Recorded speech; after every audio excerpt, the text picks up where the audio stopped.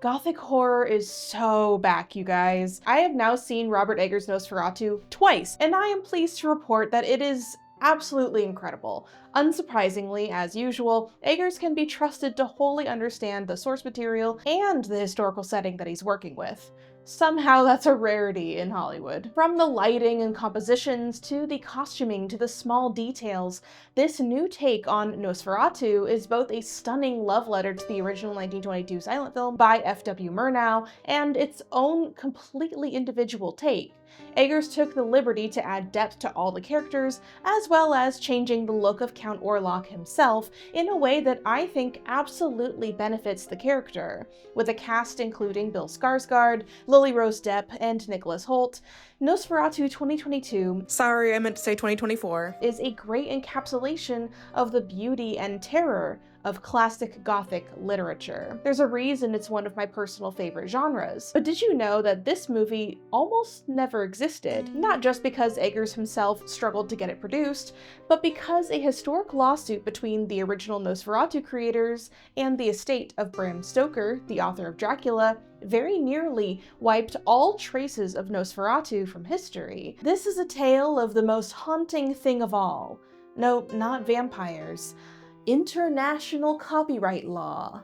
Come learn with me. Happy New Year, everyone. I hope you enjoyed your holidays and have some fun things planned for the new year. To bring things in on a good note in an environment where things are pretty bleak right now, I would like to have this month's channel charity actually be a amalgamation of things, a collection if you will. In the description below, I will be including a bunch of places where you can donate funds or items, if you're in the area, to the effort to recover from the Los Angeles fires, some of which are still going and some of which have been contained. People really need help right now, and it's been devastating to watch my hometown suffer like this. So if you have the means, please go see the links that I've included in the description and give some people in need a little bit of a helping hand. So now let's get into it. But first, a word from today's sponsor, Aura. Ring ring, what's that? Oh, it's just my good friend Scam Likely again, calling me every day as usual. Probably to tell me that the IRS has a sniper trained on my house, or my package that I was unaware of has arrived at an unnamed warehouse, and can I please give them my credit card info? In all seriousness, phone and email scams are getting more and more refined and convincing every day, and sometimes you answer them on accident because you're actually expecting a call. It feels like an unstoppable onslaught. But that's where today's sponsor, Aura, comes in. On the internet and dark web, there are hundreds of data brokers who make bank selling your personal data that's just floating around out there. Your name, phone number, address, and even social security numbers to anyone who wants it. Go ahead, Google yourself or your partner or your grandma right now. Their info is probably only 1 or 2 clicks away, and it'll take you hours or days to manually opt out of these unless you use Aura. Aura automatically removes your personal information from data broker and people search sites so that scammers and identity thieves can't find it. Not only that, but Aura has you covered with other things like VPN services, antivirus protection, password management, fraud protection, and much more. It has helped me a ton and given me great peace of mind, and I get all of this in one app for one affordable price. I'm not leaving myself and my family vulnerable to data breaches and brokers, and if you don't want to either, you can go to my link in the description below to try 2 weeks for free. That's enough time for Aura to find out if any of your personal data has been exposed. Thank you so much to Aura for sponsoring this video, and now let's get back to learning about Dracula v Nosferatu. Friedrich Wilhelm Murnau's impact on cinema history and, of course, the horror genre in general absolutely cannot be overstated. He was responsible for Faust, Phantom, Sunrise, Four Devils, Journey into the Night, The Head of Janus, and of course, Nosferatu, a symphony of horror. Sadly, many of his films are now lost to time, and Nosferatu was very nearly one of them. Today, it's hard to imagine the horror pantheon without Nosferatu. He has appeared in many pop culture staples, like the Night Shift episode of SpongeBob, which is where many millennial kids learned of him in the first place. Nosferatu!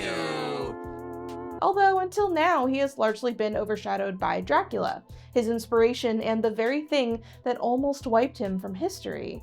Because, after all, Nosferatu is actually blatant Dracula fanfiction. It's funny how generally unknown this fact is. Both times I saw Nosferatu in theaters, I overheard audience members saying, "Why is this basically just Dracula. Because, well, it both is and isn't. So, let's go back to the beginning. F.W. Murnau was born December 28, 1888, in what is now Germany, and was always deeply creative. He was prone to intense bouts of daydreaming, and in 1907, he left home to study art history. It was in Heidelberg as a student that Murnau began an intense gay relationship. Yes, the creator of Nosferatu was gay. Are you surprised? An intense gay relationship with a Jewish poet named Hans Ehrenbaum Degele, who introduced him to the alternative art world of Berlin. It was of course here that he met my best friend Conrad Veidt, who I talked about at length in my video about the gay history of the Weimar Republic. While serving in World War I as a pilot, Murnau was taken prisoner of war in Switzerland, and there he staged plays to entertain his fellow inmates. Hans was tragically killed in action during the war, and Murnau never fully recovered from his death. And following the war, he went to live with Hans's family in their home, and he linked up with Conrad Veidt once again to create a film company. Not Piranha Film, though, it was a different one. One of their early films was The Head of Janus, starring Veidt and future Dracula icon Bela Lugosi. Murnau, like many others, was swept up in the aesthetic waves of the German Expressionist movement, which was born of the collective trauma and social upheaval following the armistice. I keep trying to film this video when my radiator isn't screaming, but I can't escape it. It's the winter in Chicago. If you hear any whistling noises in the background, that's my radiator. I am so sorry. I know people hate jacked up audio. I literally can't control it. In 1919, Murnau began his film career with The Boy in Blue and melded expressionist influences with romanticism. Although people have spent years arguing themselves to death over whether or not Nosferatu itself actually counts as expressionism. I mean, personally, I feel like it does and doesn't, but as Tom Gunning writes, Nosferatu explored the play between the visible and the invisible, reflections and shadow, on and off-screen space that cinema made possible, forging a technological image of the uncanny. One senses throughout Nosferatu this excitement of innovation, of redefining a medium by testing and transforming its relation to its own history and to other media. The strong use Murnau makes of painting, literary texts, scientific discourse, and even musical rhythms. Regardless, it's impossible to deny that as the earliest surviving cinematic adaptation of Dracula, Nosferatu had the power to firmly establish a number of its own unique vampire traits in the pop culture canon. Death by sunlight, for example, is a Nosferatu invention. Just in case you care about spoilers, here's your warning. Skip to part 2 now or forever hold your peace. Nosferatu is in large part the exact same story as Dracula, but with the names changed. But there are a few key major differences. The story shows the young real estate agent Thomas Hutter being sent to the Carpathian Mountains by his suspicious boss to finalize a sale of property to the mysterious Count Orlok. Suspiciously, the property also happens to be right across the street from Hutter's own house in Visburg. But hey, boss's orders, and despite his wife Ellen's protests, he sets off for the east. The local Slavic peasants urge him to abandon his journey, but Hutter pushes on and reaches Orlok's dark castle. There, Hutter is welcomed by the Count himself and starts noticing some really strange things. For one thing, why does this Count seem so hungry at the sight of Hutter's delicious, yummy blood? It must be extremely yummy because the next night, Orlok attacks Hutter and helps himself to the blood. Blood is the life, after all. I also really have to bring up the fact that in the original Nosferatu, Thomas Hutter is so unbothered almost the entire movie by pretty much everything that's happening. Like, literally no matter what happens to him, even when he discovers the vampire bites on his neck, he just laughs it off and is like insistent that nothing is to be taken seriously. He takes this book about vampires from the peasants, and he at some point even throws it on the ground laughing at how stupid he thinks it is. but somehow that same book ends up being carried around by him the entire time until it finally makes its way back to Ellen. Meanwhile, back in Visburg, Ellen has been staying with their friends, the Hardings, and she has developed a mysterious case of somnambulism, or sleepwalking, a thing that also is present in fellow German expressionist icon The Cabinet of Dr. Caligari, starring Conrad Veidt. Hutter, upon figuring out the Count's true plans, escapes the castle, is nursed back to health by some peasants, and he hurries home. Ellen's symptoms worsen, and the ship carrying Orlok's sarcophagus, the Embusa, falls victim to a mysterious plague. And as the ship finally arrives and brings the plague to Visburg, Ellen has a Bella Swan moment and does the Victorian equivalent of Googling vampires, and discovers that the plague can only be stopped by the sacrifice of a pure woman. And so, she calls Orlok to her chambers, and thus he feeds on her until dawn breaks, and the sun destroys him, ending the plague. The Robert Eggers film is not too different, but it does elaborate on some really important things, playing homage to the Gothic romance and horror genres by developing more on Ellen's connection to Orlok and establishing her as a heroine, and what vampires were like in folklore back in the 1930s, before they became sexy Tumblr men. These early vampires, as Eggers has mentioned, were disgusting, rotting, bleeding corpses risen from the dead, and Orlok himself is both a literal vampire count made through a pact with the devil, and a literal manifestation of Ellen's loneliness, desire, and shame. Ellen is also a true 1830s brand of somnambulist, where, in that era, they were considered to have a genuine connection to another realm. Hence why Orlok calls her Enchantress, and says that she's not of humankind, and why Willem Dafoe's character, von Franz, the Van Helsing of the story, tells her that, in some other era, she could have once been a priestess of Isis. She has powers that manifested out of her own repression and desires, and those powers brought Count Orlok back out of his dark slumber. I think it's significant to note that the two other characters aside from Ellen that Orlok spends the most time with and feeds on the most are the two characters that Ellen has some sort of lust for, some desire towards, that being her husband Thomas and her friend Anna, who in the original script it is even more heavily implied there is some sort of romantic friendship going on there. Orlok exists now only because of Ellen, and for Ellen, and as a result, only she can destroy him. And the only way he can be destroyed is through the true and final fulfillment of her base animal nature. It's a dark symbolic analysis of the Victorian social attitude towards women's sexuality and mental health, merged with true folklore, and a really fantastic redesign of Orlok with respect to the character's origins, now looking more literally like what a dead Transylvanian count from 300 years prior would have looked like. They even utilize the Dacian language, a dead language from Romania that Orlok speaks to Ellen in her dreams. I also really appreciated the well thought out and researched depictions of the Roma speaking in the Romani language. It's all just really, really well done. I honestly have basically no complaints with the film, personally, which is a miracle given how picky I am with period pieces. What I found hilarious in the online discourse is how many people say that they think that Aaron Taylor Johnson as Harding did a bad job. Aaron, take my hand, I'll defend you. I personally think he didn't do a bad job at playing that character, even if he did come off sounding a little bit silly or overacted or campy, because he actually channeled exactly how an 1830s upper middle class educated gentleman would have spoken and acted. It sounds silly to us in a modern sense, but he did exactly what he needed to do for his character, and I think it was good. As for the other discourse,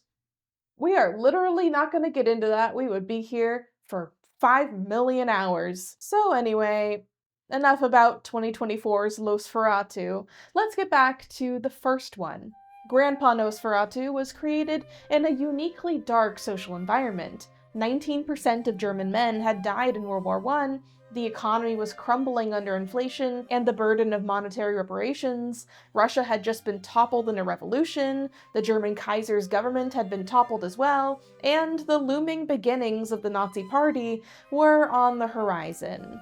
Trapped in the middle were the citizens, struggling to make sense of their predicament during the height of the new Weimar Republic. It was an era of unprecedented social freedoms and democracy and visibility for sexual minorities, but such intense social change also spelled equally intense anxieties for those who yearned for pre-war stability and wholesome traditions. You know how they say that great despair makes great art? That's often not actually the case. Please pay artists, we would like to live. But this was one where it kinda was in its own way. Some of the most radical and influential art in history came out of the Weimar Republic. One of the first in cinema being Robert Wien's The Cabinet of Dr. Caligari, often considered the first horror film, starring famous Nazi-hating bisexual Conrad Veidt. As Cristina Massaccesi writes in Nosferatu, A Symphony of Horror, the sets of expressionist films often merge with the actors, thus creating a single compositional unit that was further enriched by the distinctive use of geometric elements such as lines and shapes, and by the attention placed on chiaroscuro lighting that added another layer of distortion and exaggeration to the often nightmarish quality of these films. When Conrad Veidt walks in the crooked sets of Caligari, he becomes part of them. Likewise, in Nosferatu, the identification between the character of Count Orlok and his isolated lair is so ingrained in the narrative that the film's last image after the vampire's death is that of his solitary castle lying in ruins. The destruction of the Count's body translates directly into the destruction of his dwelling. Nosferatu's script was done by Henrik Galeen, who also wrote Der Golem, The Student of Prague, and Daughter of Destiny, so he's honestly horror royalty, and in this case, the fanfic writer that started them all. Galeen's script was notoriously floral and long, and had to be reined in by Murnau. Albin Grau, an occultist and the producer and set designer, recounted in an article for Bun und Film in 1921 a harrowing encounter he had that inspired him to make a vampire film, saying, "It was during the winter of the war year 1916 in Serbia. The flickering flame of a slowly burning lamp threw phantasmic shadows throughout the depths of the room that served as our billet. All of a sudden, one of my comrades cast into the darkness a portentous question. Do you know that we're all more or less tormented by vampires? For a moment there presided a deadly silence. It was then that from the darkest corner of the room the answer came. Frightened, we saw the old peasant make the sign of the cross. He came forward and he whispered to us. Before this wretched war, I was over in Romania. You can laugh about this superstition, but I swear on the Mother of God that I myself knew that horrible thing of seeing an undead." An undead, one of us asked. Yes, an undead, or Nosferatu, as vampires are called over there. We have been pursued and tormented by those monsters forever. Again he crossed himself, and then suddenly his voice grew hushed. "One shouldn't speak of them at this hour," he resumed, throwing a furtive glance toward the grandfather clock. We followed his gaze. Midnight. Our nerves had grown extremely tense. We pressed him in a single voice. "Tell us!" Today, I'm still frozen by a shiver at the memory of that Serb's terrible story. Albin Grau honestly deserves as much credit for Nosferatu as Murnau does, if not more. He was the creative mind behind the movie's costumes, sets, makeup, marketing, occult alphabet, etc. He was the one who founded Prana Film alongside Enrico Diekman, and Grau asked the estate of Bram Stoker for the rights to adapt Dracula, but was rejected. And so he basically was like, "Okay, that can't stop me because I can't read," and continued with making the movie anyway. This is important for later. He thought that he would be safe from a copyright infringement lawsuit if he just changed the names and setting and a few other little details. Unfortunately, that would not be the case, because for some reason, Prana Film also decided to heavily market the film openly as being an adaptation of Dracula. Everything was primed for Nosferatu to be a hit, a controversial hit, but still a hit. That is, until the film came to the attention of Florence Stoker, the widow of Dracula's author himself. Alright, before we go in on Florence uncharitably, as many have done over the years, let's give Florence Balcombe some mercy. She was born in Ireland in 1858 and met Oscar Wilde at 17. He was extremely taken with her beauty and befriended her and helped her begin her involvement in the theater. It's debated hotly whether or not Wilde was actually in love with her, But regardless, it was possibly Wilde himself who introduced Florence to Bram Stoker, his former friend from Trinity College, Dublin. Florence and Bram married in 1878 and spent the next decades heavily involved with the Lyceum Theatre. When Bram died in 1912, Dracula had become the major thing he was known for, and Florence herself was not exactly a fan of it. She hated the publicity surrounding it, and it made her self-conscious to be associated with something so dark. To make matters worse, Bram had left her with a mountain of debts that couldn't be covered even after she auctioned off his collectible possessions. The Stoker's granddaughter, Anne Elizabeth Stoker, told the Daily Mail in 1979 she was teased mercilessly about being Dracula's wife.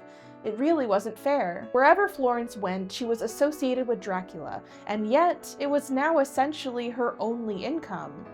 She must have been bitter. Now imagine being the widow for Bram Stoker, and on March 4th, 1922, coincidentally, March 4th is also my birthday, Prana Film debuts Nosferatu at the Berlin Zoological Garden and proudly declares to be freely adapted from Dracula, but with the names and locations and a few other little details changed.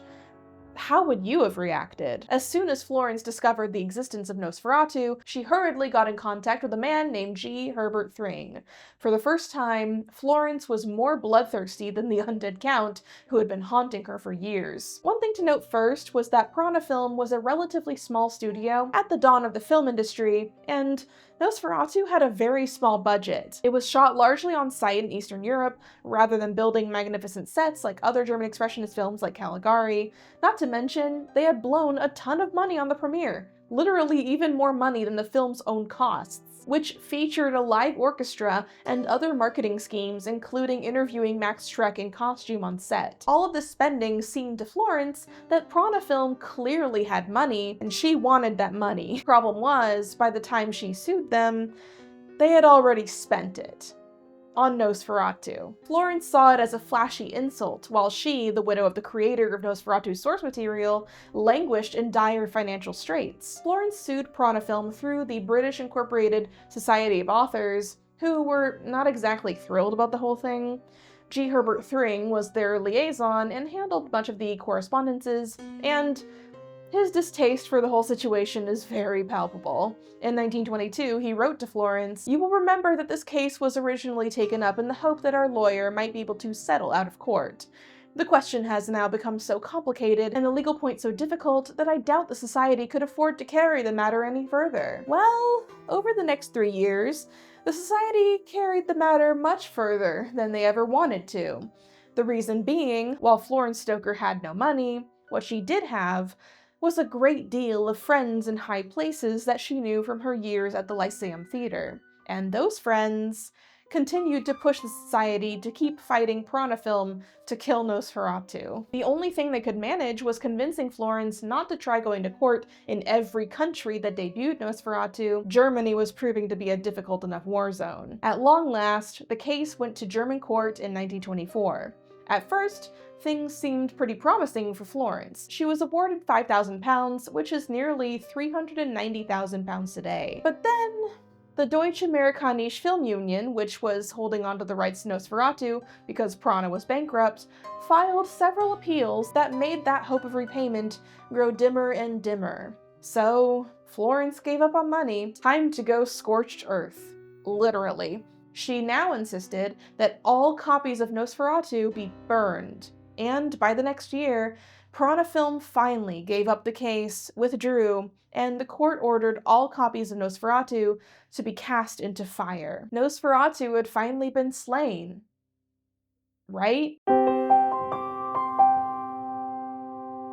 Well, only a couple months after the Great Burning of Nosferatu, Florence's short reprieve ended when she was informed that the Film Society of London somehow had a copy of Nosferatu, and they fully planned to screen it. Turns out, some mysterious man named Ivor Montagu had somehow gotten a print from an unknown film copier. Florence immediately got Thringer and the Society of Authors back on the case, but Ivor Montagu refused to snitch on his source. And so, they were forced to give up the case and Nosferatu would prove to be just as immortal as Dracula, and Florence couldn't escape either of them. She could certainly order the destruction of any other copy, and she sure as fuck tried, but because Dracula was already in the public domain in the US, Nosferatu was here to stay. To be clear, it's a myth that Nosferatu was ever lost to media, or that all of the copies we have today come from this one copy. In fact, there were several known copies floating around the whole time. The one in black and white with the names changed to the Dracula names that you can currently watch on streaming on the Roku channel was preserved by Henri Langlois, the director of the Cinémathèque Française in Paris. He sent that copy to the MoMA in New York City in 1947. And then in the 50s, a woman named Lotte Eisner got her hands on the original Nosferatu script from F.W. Murnau's brother, Robert. And we were able to use this script to piece together a complete and original style version of the film as it would have been seen in 1922. Basically, the way that people bootlegged copies of films in the silent era is really interesting, because unlike today, where a seemingly infinite number of digital copies of most things exist in the nebulous internet space or on hard drives, all existing films in the pre-digital era were solid things, reels of film in metal cases. In order to screen a film, you would need to rent it from a film exchange, and sometimes films were lost or damaged in this process. To make matters worse, the material that film was made of was highly flammable and combustible, and films weren't stored in ideal conditions because they weren't seen as valuable, so often a film would literally just explode into flames, setting the entire storage unit on fire and taking out every film in it. Other times, the storage conditions would simply degrade film beyond recognition, or films would just get tossed in the trash, or get lost in transit in other countries. Frankly, it's a miracle that Nosferatu, a film that was burned to death on purpose, had any surviving copies at all. But it's actually this hectic nature of film trade and copy making that made it survive.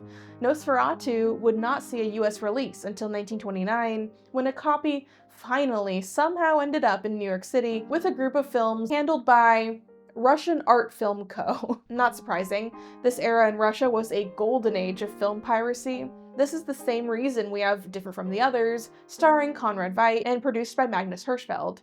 It got pirated and collected in Russia, which was hoarding films of all sorts, gay or not. So Nosferatu experienced a life in limbo, being shown as an art film in small groups, and then finally in the US. It from then on continued to gain notoriety as the Dracula character became more iconic in the 30s and 40s, and Dracula finally actually did lapse into the public domain in 1962. And then in the 70s, we got Werner Herzog's new Nosferatu remake. And then came SpongeBob, and well, the rest is history. As for Florence Stoker, she got her payday eventually. Not from the Nosferatu case, but from Hollywood, when Dracula was finally legally adapted for the screen by Universal Pictures, starring Bela Lugosi, who had previously played Dracula in the stage version. Florence was paid $20,000 by Universal, or about $380,000 today, not too far off from what she originally would have gotten from the Nosferatu case. Max Schreck, the actor who played Nosferatu, is an interesting case on his own. He was one of a rare breed of actor who didn't really much care for fame. He mostly took background or side roles, and it seems he largely had a very happy life. He was married, loved photography and hiking and nature, and was buried in a grave that for a long time was lost and decrepit. Because of his coincidentally on-the-nose last name, which means fright in German, rumors began to spread that he wasn't even a real person. I mean, really? The actor who plays Nosferatu was named Max Fright? Well, yes, really, apparently. It only got worse in 1953 when the critic Otto Cairo wrote in Le Surrealisme au Cinéma that no one really knew who played the vampire and insinuated that Max Schreck was actually a killer himself. The rumor continued to grow, although most people were quite aware of how ridiculous it was. Once Nosferatu finally became notorious and a cult classic, Schreck's grave was found and honored by film fans. Max Schreck, who in life never sought fame, could never have dreamed how famous his image in one unlikely horror film would be. He died of a heart attack in 1936 at 57 years old. And what of the great director? With the rise of Nazism in the late 20s, Murnau knew that his life of freedom in Germany as a gay man was coming to a close. He departed his homeland for Hollywood in 1926, where he created Sunrise, A Song of Two Humans, which earned him an Academy Award at the very first Oscars ceremony. Unfortunately, his life and career was also cut short when he died in a tragic car accident on Pacific Coast Highway at 42 years old. His funeral was only attended by 11 people, one of whom was Greta Garbo. And in 2015, his skull was stolen from his grave and hasn't been found yet. But perhaps one day it will rise again, like his vampire. Thank you for learning with me about the near death of Nosferatu. Let me know in the comments, have you seen the new film? Did you like it? Obviously, I loved it personally and have been very much enjoying all the memes, but as usual, the discourse is irritating. Anyway, don't forget to grab a copy of my graphic novel, Liberated, The Radical Art and Life of Claude Cahun, and until next time, wash thy hands, wear thy mask, and don't sell real estate to any foreign counts.